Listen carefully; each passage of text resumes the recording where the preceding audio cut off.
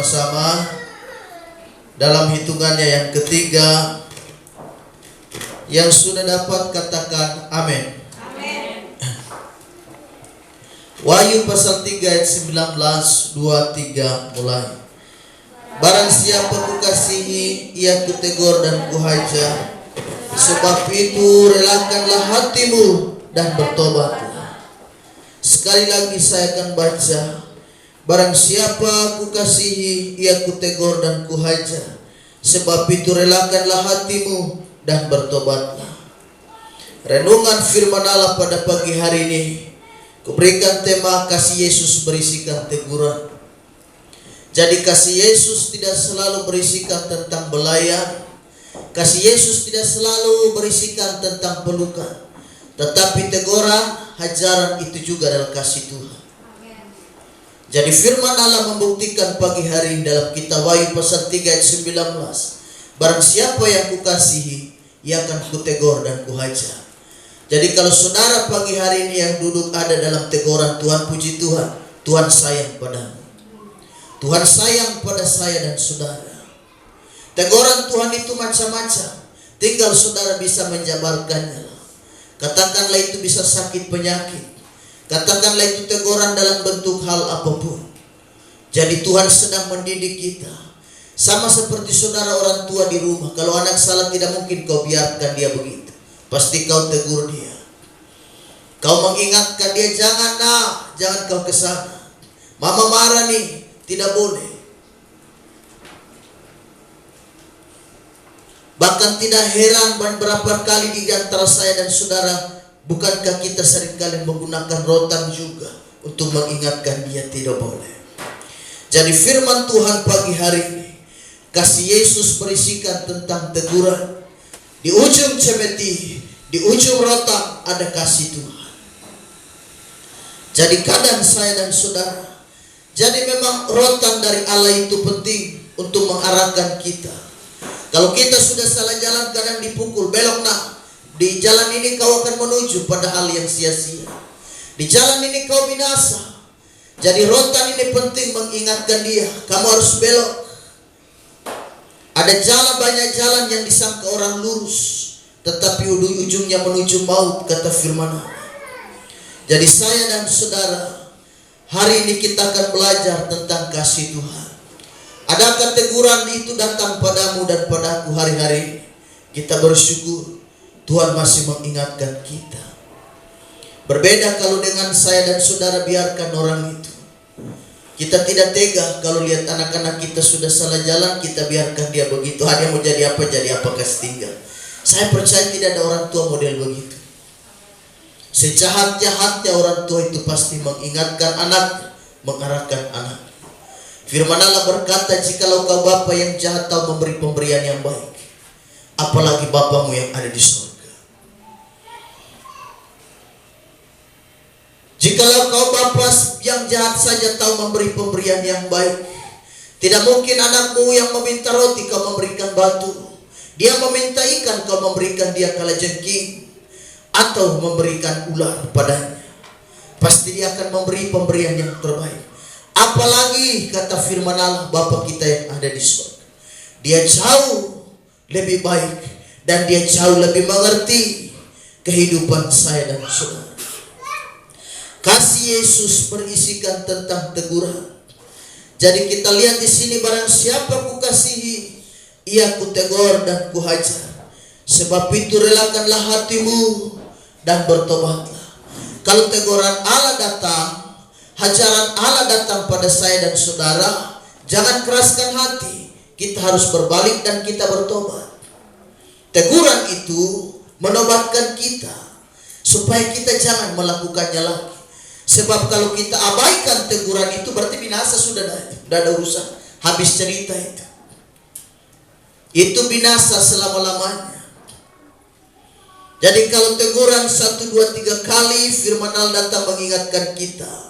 Bisa lewat firman Allah, bisa lewat khotbah, bisa lewat orang tua, bisa lewat siapapun. Kalau saya dan saudara kita mengabaikannya, itu habis cerita. Jadi selagi Allah mengasihi kita, Mari kita dengarkan suaranya. Barang siapa kukasihi, ia kutegur dan kuhajar. Sebab itu relakan hatimu. Ada orang tidak rela dinasehati. Karenanya firman Allah berkata, relakan hatimu. Ada orang tidak rela dinasehati. Ada orang tidak terima ketika ditegur. Dia merasa bahwa tidak penting teguran itu. Dia merasa dia tidak mau, dan ada orang kan begitu, tidak rela ditegur, dinasehati. Dia tidak rela, dia tidak suka. Dan akibatnya ada, saudara. Kalau orang-orang yang seperti ini tidak rela, tidak terima teguran dan tidak terima apalagi nasihat Tuhan. Kalau itu sampai diabaikan, wah, nasihat orang tua saja diabaikan celaka, apalagi nasihatnya Allah, apalagi nasihatnya Tuhan di atas segala Tuhan. Nasihat orang tua saja kita abaikan, kita tidak dengar. Itu saya dan saudara, kadang kita bisa temukan hal-hal yang buruk dalam hidup kita, apalagi nasihat dari Tuhan. Firman Allah berkata, sebab itu relakan hatimu. Relakah saudara pagi hari ini nasihati Tuhan? Relakah saya dan saudara ditegur oleh Tuhan? Karena firman itu kadang mendidik kita. Firman itu mengingatkan saya dan saudara. Di mana lagi saya dan saudara diingatkan? Di mana lagi waktunya saya dan saudara ditegur oleh firman? Anda tinggal di kos, Anda tinggal di rumah, tidak ada yang menasihati saudara tuh. Saudara hidup mah bebas-bebas saja. Siapa yang menasihati saudara? Jadi di mana kita terima nasihat? Di gereja. Karena itu saya dan saudara, mari kita lebih sering bergereja. Karena gereja lah, rumah ini adalah rumah Tuhan, rumah di mana kita dididik dan kita dinasehat. Di mana lagi saya dan saudara terima teguran? Tidak ada. Anda, saya dan saudara pulang ke rumah, kita hidup di rumah mah bebas-bebas. Siapa yang mau tegur saya? Saya mah hidup bebas-bebas saja. Tidak ada yang mau nasihati kita. Kita berkata bahwa siapa yang mau urus siapa? Siapa yang mau tegur siapa? Siapa yang mau nasihati siapa? Inilah diriku. Saya jalan mah bebas-bebas. Lalu di mana saya dan saudara terima teguran? Di gereja lah. Di rumah Tuhan saya dan saudara terima nasihat. Gereja adalah tempat di mana kita dididik. Gereja lah di mana rumah kita bersama. Di mana dosa ditegur, dosa ditemplak, sehingga yang berdosa dia tertunduk dan dia tidak bisa bikin apa-apa. Hanya menangis air mata tumpah dan berkata, Tuhan ampuni saya. Hari ini saya mau bertobat. Terima kasih untuk firman Allah. Nasihat firman-Mu datang menegur saya. Berarti kalau dia meresponi firman dengan cara begitu, dia rela, hatinya terbuka. Hatinya terbuka sehingga kata firman Allah, benih yang jatuh di tanah yang subur, bukan di pinggir jalan, bukan di tanah yang berbatu ataupun di tanah yang bersemak belukar. Sehingga benih itu dia tumbuh, tetapi karena terhimpit dengan berbagai macam godaan dan tantangan dunia, membuat dia mati, tidak bertahan lama. Tetapi benih itu dia jatuh di tanah yang benar-benar subur, sehingga dia tumbuh menghasilkan buah 30, 60, 100 kali lipat.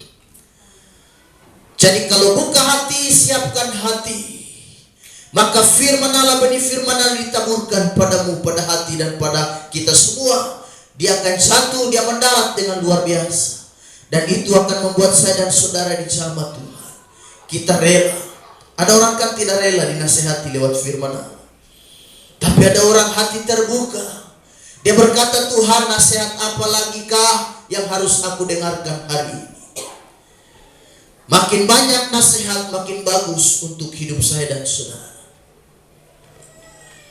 Jadi karena itu betapa pentingnya kasih Yesus berisikan tentang teguran. Kita perbanyak mendengar firman. Di mana lagi kita ditegur? Kita sebagai orang tua saja kadang di rumah jarang tegur anak-anak. Sehingga kalau anak-anak kenapa tetangga berkata, kakak, tidak pernah kau tegur anakmu kah? Itu bahasa itu yang selalu kita dengar. Kenapa? Karena kita jarang menasihati mereka. Mungkin kita lalai menegur mereka. Bawalah mereka ke gereja, supaya di gereja mereka dinasihati lewat firman Tuhan. Jika engkau lalai dan kadang jarang menegur dan menasihati anak-anakmu, ayo bawa mereka ke gereja. Ada firman, ada Roh Kudus yang siap mengubah hidupnya dan siap menegur dia, menemplak dosanya, memperbaiki kelakuan. Firman Allah dia berguna untuk memperbaiki kelakuan, dan sehingga saya dan saudara bisa berubah. Dari yang jahat bisa berubah menjadi baik. Dari si pencuri tidak mencuri lagi. Dari yang suka mabok sekarang jadi anak yang baik. Jadi orang yang baik dan setia melayani Tuhan. Dari yang suka maki, kini mulutnya hanya berisi puji-pujian kepada Tuhan. Jadi saya dan saudara, buka hatimu dan relakan firman Allah dia masuk di hati. Karenanya firman Allah tadi berkata, sebab itu relakan hatimu. Ada orang kan tidak rela dengar firman Allah. Firman Allah disampaikan, dia garuk-garuk kepala, dia gesek-gesek kaki di karpet. Pertanda dia tidak terima firman itu disampaikan. Dikit-dikit keluar, dia tidak rela terima firman yang disampaikan. Dikit-dikit keluar, dan tiba-tiba langsung hilang. Ibadah belum selesai sudah hilang. Ini berarti orang-orang yang tidak rela. Jadi relakan hatimu dan bertobatlah. Kalau teguran datang, berobat. Sebab jangan menunggu celaka, dan jangan menunggu musibah, dan jangan menunggu hal yang berat datang lagi menimpa kita. Inilah waktunya. Kapan kita berubah? Sekaranglah waktunya. Jadi tujuan Yesus dapat kita lihat di sini kepada jemaat Laodikia. Ini pesan Tuhan kepada jemaat Laodikia. Kalimat Yesus ini sangat keras sekali, saudara. Tujuan Yesus menyampaikan firman ini bukan dia benci, bukan dia menaruh kebencian atas jemaat ini, tidak. Tetapi karena dia benar-benar mengasihi jemaat Laodikia. Ada beberapa tujuan Yesus atas kalimatnya ini. Yang pertama, Yesus mengasihi jemaat Laodikia. Karena Allah kita adalah Allah yang pemurah, Allah yang pengasih, Allah yang panjang sabar. Seperti Bapa yang sayang kepada anak-anaknya, demikian Tuhan sayang kepada saya dan saudara. Jadi dia mengasihi kita. Pagi hari ini saya percaya dia datang. Pribadi dia hadir adalah pribadi Bapa yang siap mengasihi kita. Anda kurang belayankah? Ada Bapa di sorga yang siap membelai. Anda kurang kasih sayangkah? Anda datang pada Tuhan. Dia Bapa yang siap memberi kasih sayang padamu. Hanya Yesus yang bisa memberikan cinta dan kasih itu bagi saya dan saudara. Jika kita kurang mendapatkan kasih sayang dari orang tua, di rumah kita kurang kita mendapatkan kasih sayang. Dengar adek, kau datang pada Tuhan. Dia Bapa yang baik, dia Bapa yang luar biasa. Tengoklah dan lihatlah berapa banyak orang di luar sana hidup tanpa kasih sayang orang tua. Bahkan orang tua telah meninggalkan mereka, dalam artian meninggal sebelum mereka lihat muka bapaknya. Mereka bertumbuh pada apa? Pada hidup di mana mereka tidak mengalami kasih sayang Bapa. Tetapi karena mereka punya Tuhan, mereka setia dengan Tuhan, hidup mereka diberkati luar biasa. Berbeda dengan orang yang kurang mendapatkan kasih sayang dan perhatian, justru hidup mereka hancur-hancuran. Hidup mereka habis-habisan di jalan-jalan, sehingga mereka dijuluki anak-anak jalanan. Kita datang pada Tuhan. Siapa lagi yang bisa memberikan kasih sayang buat kita? Karenanya saya berkata, kita ini semua keluarga di dalam Tuhan. Kita menjadi satu di dalam Tuhan. Kita bukan orang lain di sini. Jadi karena itu, kita lihat di sini kasih berisikan tentang teguran. Allah mengasihi saya dan saudara. Jadi kalau Tuhan masih menasihati kita, mari kita dengarkan. Kalau firman Allah masih mengingatkan, mari saya dan saudara turuti, kita dengarkan. Jadi tujuan Yesus menasihati jemaat Laodikia, tujuannya adalah apa? Tujuannya karena Tuhan mengasihi jemaat ini.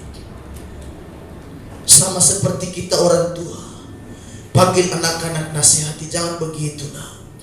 Bapak malu, mama malu, kau berubah ya. Saya percaya kita semua menasihati anak-anak. Kalau Bapak Gembala tiap hari anak-anak kita dinasihati, jangan begini, jangan begini. Kalau Bapak sembahyang jangan bermain.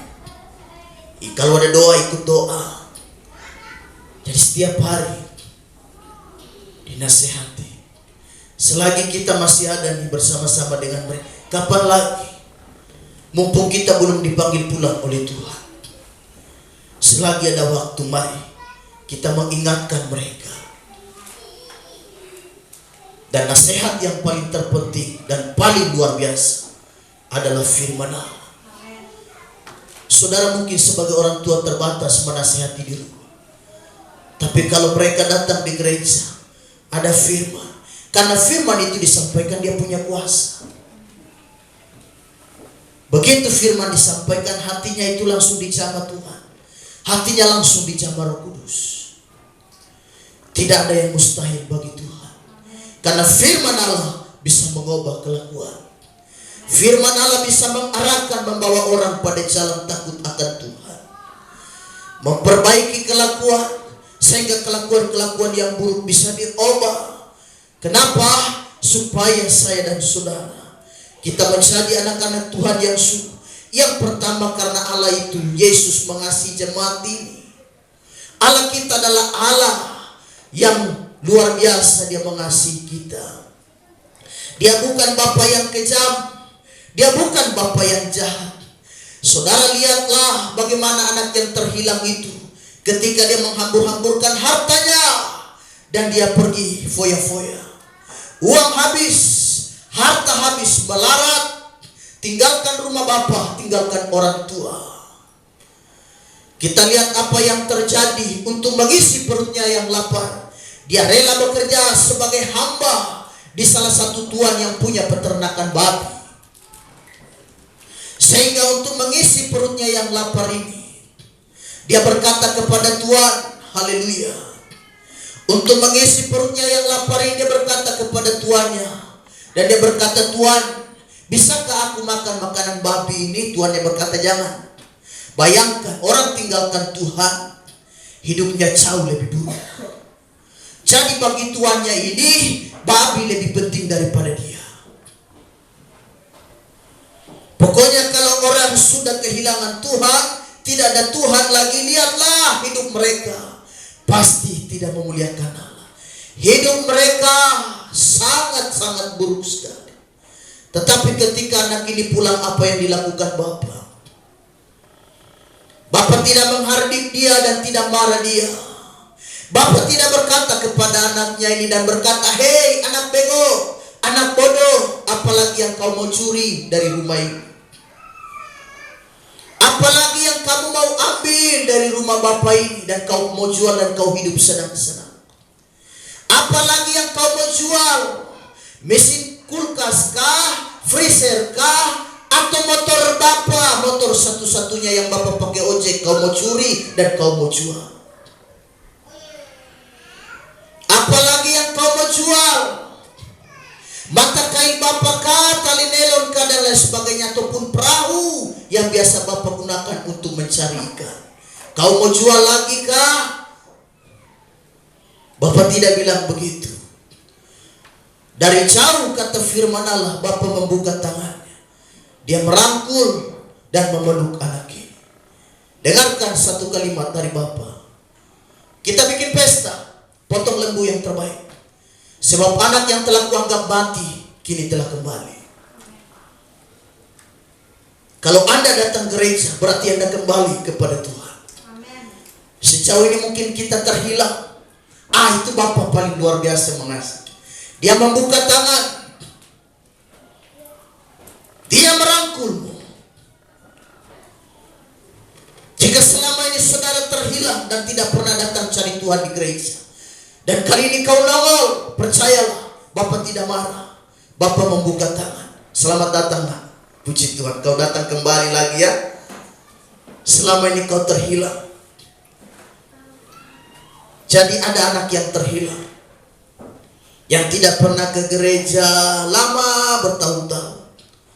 Nanti tiba waktunya baru dia datang cari Tuhan. Anak-anak yang terhilang. Jadi saya dan saudara kita lihat Tuhan mengasihi kita. Yesus mengasihi jemaat Laodikia. Kenapa dia menegur jemaat Laodikia? Karena dia sayang kepada jemaat ini. Allah kita bukan Allah yang membenci.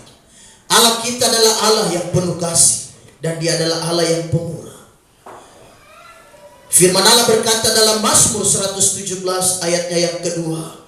Firman Allah di sana dikatakan, sebab kasihnya hebat atas kita dan kesetiaan Tuhan untuk selama-lamanya. Kasih Tuhan itu hebat atas hidup kita. Kasih Tuhan itu luar biasa atas hidup saya dan saudara. Dia bukan Allah yang berpangku tangan, lipat tangan dan jatuhkan tangan, artinya jatuhkan hukuman. Tetapi dia Allah yang ulurkan tangan saat kita jatuh. Dia menawarkan pertolongan dan dia berkata, marilah kepadaku semua yang letih lesu dan berbeban berat. Aku akan memberikan kelegaan kepadamu. Kita hari-hari dipikul beban. Kita hari-hari dipikul pergumulan. Pada siapa lagi kah kau akan datang? Jawabannya hanya pada Tuhan. Kalau mau datang sama orang tua juga terbatas. Mama akan berkata, nak, mama juga tidak bisa buat apa-apa. Anda mau datang kepada siapa? Mau datang kepada keluarga juga angkat tangan. Maaf, saya juga gak bisa tolong. Saya juga terbatas. Saya juga makan susah. Pada siapakah kita akan berlari dalam kondisi semacam itu? Hanya pada Tuhan. Maka dengan cara Tuhan dia sanggup membukakan jalan bagimu. Jalan yang tertutup dibukakannya. Hanya pada Tuhan saja. Jadi alasan Yesus menegur jemaat Laodikia karena dia sayang. Yang kedua, Yesus tidak mau saya dan saudara umat Tuhan itu binasa. Jadi selagi pintu kemurahan terbuka, masuklah dan terimalah. Pintu kemurahan masih terbuka lebar bagimu dan bagiku. Mari saya dan saudara kita datang. Kenapa Yesus menegur jemaat Laodikia? Karena dia tidak menghendaki di antara umat manusia, di antara kita semua ada yang binasa. Yohanes 3 ayat 16, ayat favorit Alkitab. Karena begitu besar kasih Allah akan dunia ini, sehingga ia mengaruniakannya anaknya yang tunggal, supaya barang siapa yang percaya padanya tidak binasa, melainkan beroleh hidup yang kekal. Dia sayang, dia tidak mau umatnya itu binasa. Karena itu pintu kemurahan masih terbuka lebar. Mari jangan sia-siakan kesempatan yang ada. Matius 18 ayat 12 sampai 14. Matius 18 ayat 12 sampai 14 firman Allah berkata, bagaimana pendapatmu jika seorang mempunyai 100 ekor domba dan seekor diantaranya sesat? Tidakkah ia akan meninggalkan yang 99 ekor di pegunungan dan pergi mencari yang sesat itu? Dan aku berkata kepadamu, sesungguhnya jika ia berhasil menemukannya, lebih besar kegembiraannya atas yang seekor daripada atas yang ke-99 ekor yang tidak sesat. Demikian juga Bapamu yang di sorga tidak menghendaki supaya seorang pun dari anak-anak ini hilang. Yesus memberikan perumpamaan. Ada seorang yang kehilangan 1 ekor domba. Dari 100 domba, 1 yang hilang. Tinggal 99. 99 dia tinggalkan dan dia cari yang 1. Betapa berharganya yang 1 ekor ini. Seperti anak yang terhilang tadi. Ketika anak itu dia kembali, terjadi sukacita besar di sorga. Terjadi kemuliaan Allah di sorga. Ada saatnya di mana Allah menyatakan kasih-Nya, tetapi ada saatnya di mana juga Tuhan menyatakan kedisiplinan. Kedisiplinan Tuhan adalah teguran. Kedisiplinan Tuhan adalah ganjaran. Supaya saya dan saudara berbalik, kita ingat jalan pulang. Saya dan saudara harus ingat rumah. Dia tidak menghendaki di antara saya dan saudara ada yang apa? Ada yang binasa. Kita cari Tuhan. Betapa pentingnya saya dan saudara cari Tuhan. Ada saatnya di mana Allah mendidik kita. Allah itu berisikan dua hal, kasih dan ketegasan. Jemaat Laodikia disarankan Yesus untuk membeli tiga hal dari Yesus. Yang pertama emas, dan yang kedua kita lihat di situ adalah pakaian putih, dan yang ketiga adalah minyak untuk pelumas mata. Yesus menganjurkan jemaat Laodikia untuk membeli tiga hal ini dari Yesus Kristus. Yang pertama adalah emas. Emas itu bicara tentang kemurnian, iman yang murni. Saya dan saudara melayani Tuhan. Emas yang dimurnikan di dalam api. Punya iman yang murni, punya iman yang teruji dalam melayani Tuhan. Iman yang tidak gampang diombang-ambingkan oleh pengajaran dan bahkan arus dunia ini. 1 Petrus 1 ayat 7 firman Allah berkata, 1 Petrus 1 ayat 7, maksud semuanya itu ialah untuk membuktikan kemurnian imanmu yang jauh lebih tinggi nilainya daripada emas yang fana, yang diuji kemurniannya dengan api, sehingga kamu memperoleh puji-pujian dan kemuliaan dan kehormatan pada hari Yesus Kristus menyatakan dirinya. Iman yang teruji. Miliki iman yang tekun, jangan apa-apa kecewa, dikit-dikit kecewa. Melayani Tuhan model begini juga malaikat bingung. Apa-apa bersungut, apa-apa tersinggung. Melayani Tuhan harus kuping tebal, telinga harus tebal. Kalau telinga tipis, gampang telinga merah. Dengar gosip sedikit langsung tinggalkan Tuhan. Dengar kalimat sedikit langsung tersinggung, telinga merah langsung tinggalkan Tuhan. Telinga tipis, melayani Tuhan telinga tebal. Hati harus mantap. Mental harus mantap melayani Tuhan.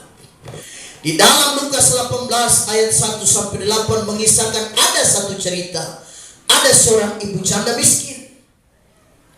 Dia mengadukan perkaranya kepada seorang raja yang lalim dan jahat. Nanti saudara baca kisahnya. Lukas pasalnya yang ke-8. 18. Dia mengadukan perkaranya agar si raja membenarkan perkaranya ini. Tapi sayang, raja ini lalim. Raja ini adalah raja yang jahat. Tapi apa yang dilakukan oleh perempuan janda miskin ini? Setiap hari dia mendatangi raja itu. Firman Tuhan berkata setiap hari seorang janda miskin mendatangi raja setiap hari mengadukan, tolonglah Pak, tolonglah Tuanku Raja, tolonglah. Karena ketekunannya itu akhirnya raja hati luluh. Dia berkata, oke lah, aku akan bela perkara. Kalimat selanjutnya berkata demikian, Tuhan, dia tidak akan mengulur-ngulur waktu kalau anaknya meminta pertolongan. Raja yang jahat saja hatinya bisa luluh, apalagi Tuhan. Kalau kita setiap hari bermohon, kita setiap hari datang mengeluh, pasti Tuhan akan buka jalan. Dia bukan raja yang lalim, dia bukan Tuhan yang jahat kok. Dia pasti akan memberikan pertolongan bagi saya dan saudara. Iman yang teruji, ketekunan, datangi terus. Ada masalah ibadah terus, ada persoalan ibadah terus. Ada pergumulan, ada masalah datang sembahyang, ibadah terus, cari Tuhan terus. Ada masalah makin setia cari Tuhan, bukan terhilang. Makin terhilang dan makin terhilang. Jadi yang pertama adalah emas yang murni. Yesus menganjurkan jemaat Laodikia untuk membeli daripada Yesus 3 hal. Yang pertama iman ini, atau yang pertama adalah emas yang sudah dimurnikan. Bicara tentang iman. Kita melayani Tuhan harus punya iman. Yang kedua adalah pakaian. Pakaian ini bicara perbuatan. Pakaian putih bicara kesucian. Perbuatan kita harus suci. Melayani Tuhan tidak boleh sembarang-sembarang. Kita melayani Tuhan harus yang sungguh-sungguh. Melayani Tuhan harus kita memberikan yang terbaik. Pakaian kita bicara tentang pelayanan kita juga. Perbuatan kita kepada Tuhan. Mari kita beri yang terbaik untuk Tuhan. Masa untuk manusia kita kasih yang bagus. Kita kasih yang terbaik. Kenapa? Untuk Tuhan. Yang pegang nafas dan pegang masa depanku ini, kita tidak berikan yang terbaik. Melayani yang terbaik. Pelayan-pelayan altar melayani yang terbaik punya. Jadi melayani depan jangan tertawa-tertawa. Melayani yang harus sungguh-sungguh. Allah melihat seperti munafik melayani Tuhan. Gak boleh. Kita melayani harus memberikan respon yang terbaik. Harus suci dan kudus. Kita memberikan yang terbaik untuk Tuhan. Karena yang kita layani ini bukan manusia, tetapi yang kita layani ini adalah Tuhan. Pakai pakaian yang sopan. Jadi apapun pelayanan itu mari kita hargai. Pokoknya kalau sudah dapat jadwal, hargai. Hari Sabtu kita sudah siap diri.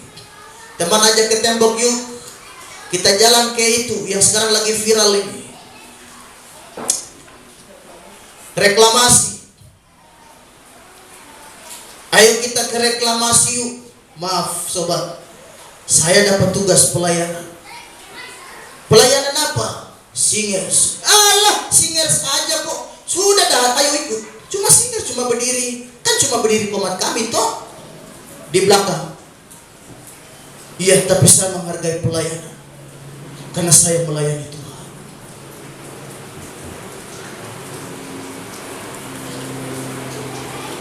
Tahan dulu, nanti ada waktulah sobat. Nanti kita ke reklamasi. Nanti itu jalan-jalan mah gampang, tapi kita cari Tuhan yang terpenting. Jalan-jalan mah kapan saja kita bisa jalan. Haleluya. Yang terakhir kita lihat di situ. Jadi pakaian putih menutupi ketelanjangan, bicara perbuatan saya dan saudara. Kekudusan.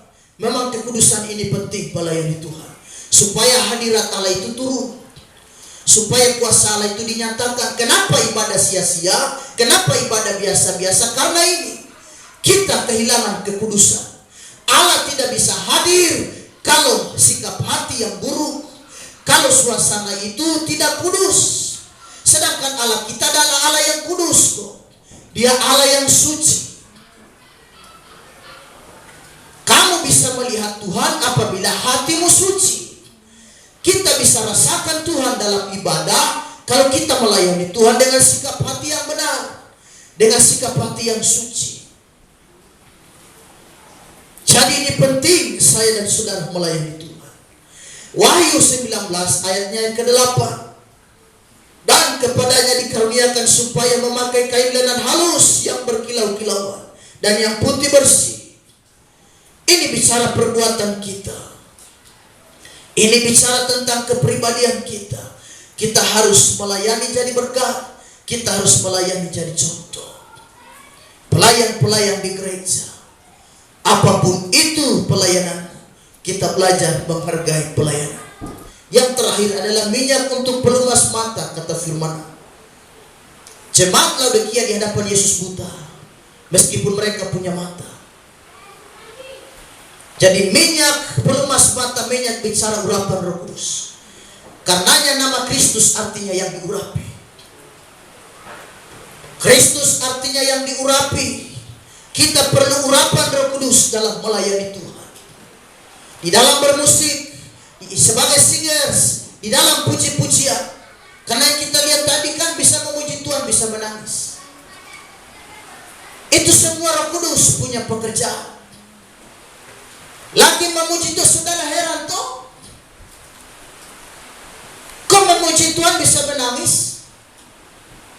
Kalau bukan Roh Kudus punya perbuatan, lalu apa? Jadi urapan Roh Kudus ini penting supaya kita bisa rasakan dalam ibadah, kita bisa rasakan lawatan Tuhan. Minyak pelumas mata saya dan saudara, mata kita harus disucikan, dikuduskan oleh Roh Kudus. Karena mata kita selalu memandang pada hal-hal dosa, mata kita memandang pada hal-hal yang tidak memuliakan Tuhan. Jadi perlu disucikan, perlu dibersihkan lewat apa? Roh Kudus yang akan membersihkan, supaya mata kita dalam mata yang jernih melihat kebaikan Tuhan. Kejadian 19 ayat 26, firman Allah berkata, tetapi istri Lot yang berjalan mengikutinya, menoleh ke belakang lalu mencari tiang garam. Lukas 17 ayat 32, firman Allah berkata, ingatlah akan istri Lot. Kenapa? Karena matanya hanya memandang perkara-perkara dunia. Sudah lari keluar dari Sodom, dia masih ingat harta. Dia masih ingat miliknya, harta bendanya. Dia menoleh ke belakang. Matanya masih mengarahkan perkara-perkara dunia. Mata kita harus dibersihkan. Mata yang hanya lihat dosa, mata yang hanya lihat perkara-perkara dunia. Mari kita suci bersihkan lewat Roh Kudus yang akan membersihkan kita. Sehingga mata kita hanya lihat pelayanan, mata kita hanya lihat kebaikan Tuhan, mata kita hanya lihat pertolongan Tuhan, dan mata kita hanya lihat mujizat Tuhan, mata kita hanya lihat kasih karunia Tuhan. Dulu mata hanya pandang dosa, mata hanya pandang hal-hal yang lahiriah, hal-hal yang berbau, hal-hal yang tidak memuliakan Tuhan. Arah pandangan kita belum disucikan. Kenikmatan-kenikmatan dunia, masih ingat hal-hal dosa, hal-hal yang berbau, tidak memuliakan Tuhan. Mata kita harus dibersihkan pagi hari. Kita hanya arah pandangan kita perkara-perkara dunia, tidak ibadah tapi hanya lihat hal-hal dunia. Dunia saja yang dia pikir, perkara-perkara dunia. Tidak lihat pekerjaan Tuhan, tidak lihat pelayanan, tidak lihat Tuhan. Pokoknya mata itu belum disucikan, harus pakai pelumas. Apakah itu? Minyak untuk pelumas mata. Roh Kudus harus membersihkan hidup kita, supaya kita melayani dengan tulus, melayani dengan sungguh. Hargai pelayanan, hargai kasih karunia Tuhan. Pintu masih terbuka lebar, saudara. Jangan sia-siakan kesempatan. Jangan mati binasa. Jangan. Masih ada kesempatan. Tuhan Yesus memberkati. Biarlah firman Tuhan menguatkan kita semua. Tetap setia dengan Tuhan. Belajar menghargai Tuhan. Tuhan Yesus memberkati kita semua. Kita masuk dalam doa.